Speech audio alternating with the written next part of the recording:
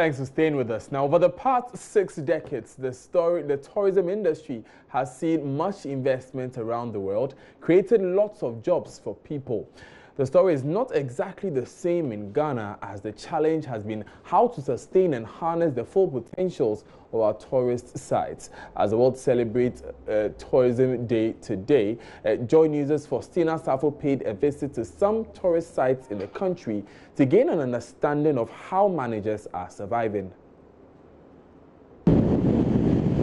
The feel of the wind and the view that takes your breath away are some of the things I look out for when going on a vacation.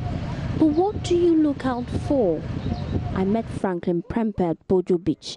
He's a Ghanaian who spent most of his life in Michigan, USA, and frequents the country for vacations. I like this particular place to come and reflect.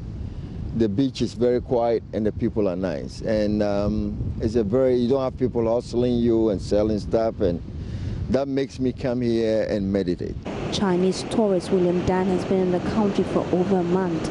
He's a lover of the rich culture in the country, but feels Ghana's hunger for modernity is our greatest fail.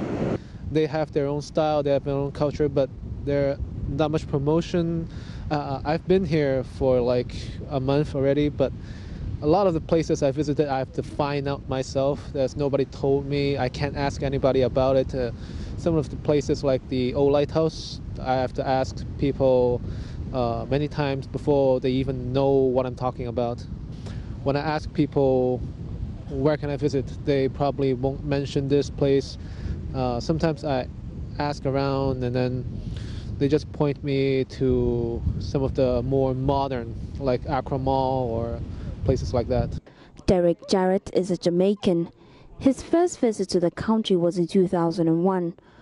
A walk through the Kokobite beach propelled him to invest in the tourism business, but alas, it didn't turn out as planned. It's very difficult to make money here at the pace that I wanted to make it. When I found that it is very slow and you have to be on top of the business at all times. You can't relax for a moment, otherwise you'll end up losing it. And basically, I decided to close my business because of that stress of running a company over here.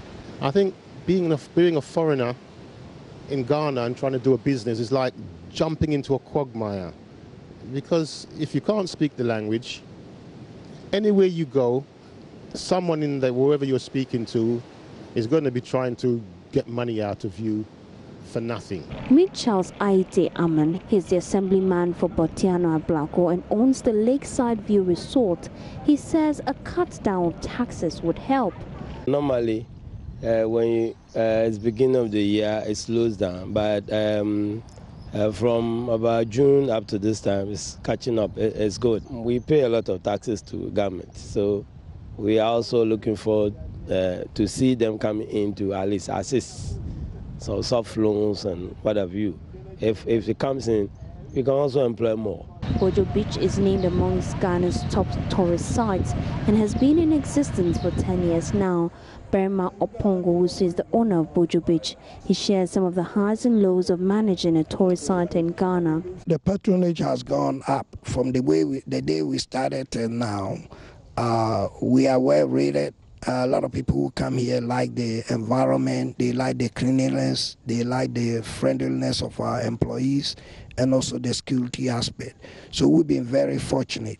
But the challenges that you face in tourism in Ghana, number one is the infrastructure. The roads are not good, water supply is not consistent, sometimes it is. Electricity has been a challenge, so it costs you a lot of money to maintain the quality of services that are expected by our clientele. So that has been a big challenge, but we've been able to weather through.